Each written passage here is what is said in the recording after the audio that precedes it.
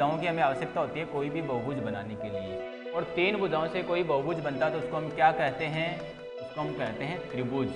और अगर 4 भुजाएं हमने काम में लिए तो उसको क्या बोलते हैं हम, चतुर्भुज।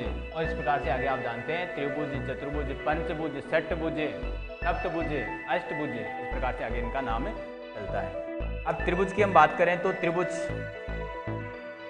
क्या हो गया, त्रिभुज भुजाओं के आधार पर। त्रिभुज कितने प्रकार के होते हैं, 3 प्रकार।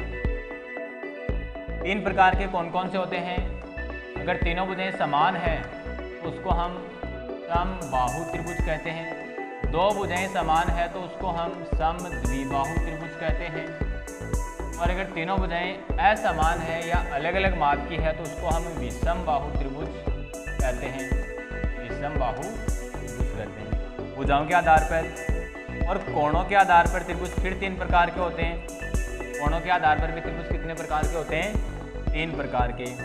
अगर किसी त्रिभुज में तीनों ही कोण न्यून कोण होते हैं, यानी 90 डिग्री से कम होते हैं, तो उसको हम बोलते हैं न्यून कोण त्रिभुज। क्या कहेंगे, न्यून कोण त्रिभुज।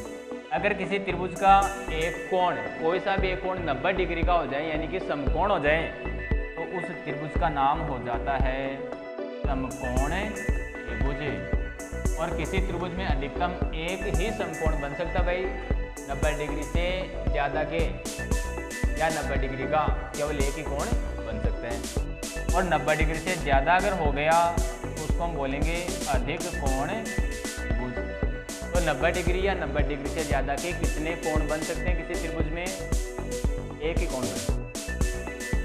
तो ये भुजाओं के आधार पर और कोणों के आधार पर आपको त्रिभुजों के प्रकार बताएं, इनके डेफिनेशन हम विस्तार से जब पढ़ने वाले हैं वहाँ बताएंगे। इसके अलावा कुछ चतुर्भुज होते हैं, 4 भुजाओं से घिरी हुई बंद आकृति को हम चतुर्भुज बोलते हैं। चतुर्भुजों की अगर बात करें तो वर्ग होता है, इसमें आयत होता है।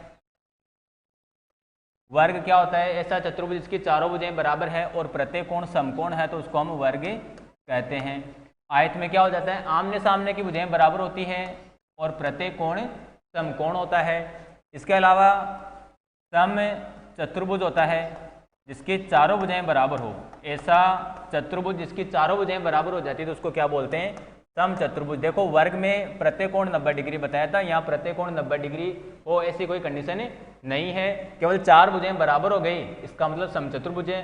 4 भुजाएं बराबर होने के साथ में प्रत्येक कोण 90 डिग्री हो गया तो वो क्या बन जाएगा, वर्ग बन जाएगा। और समांतर चतुर्भुज होता है, आमने सामने की भुजाएं समान भी होती हैं और समांतर भी होती हैं, समांतर यानी पैरेलल भी होती है, तो ये क्या बन जाएगा, आयत बन जाएगा।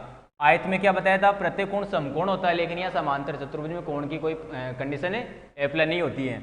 इसके अलावा समबाहु त्रिभुज, ये क्या हो गया, समांतर चतुर्भुज। एक होता है समलंब चतुर्भुज, समलंब चतुर्भुज, ये थोड़ा स्पेशल होता है।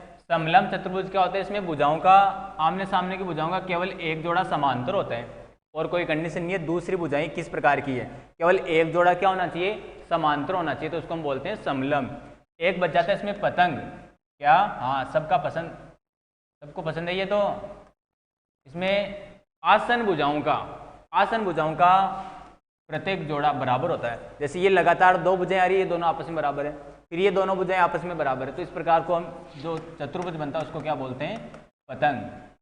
हाँ पतंग तो उड़ाएंगे, पतंग का टाइम नहीं है अभी है।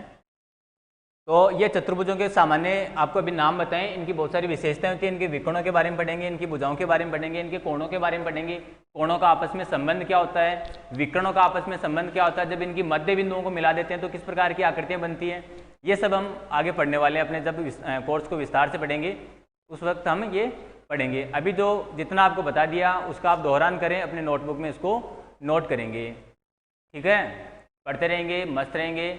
आज की क्लास में इतना ही, नेक्स्ट अगले क्लास में, तब तक के लिए धन्यवाद।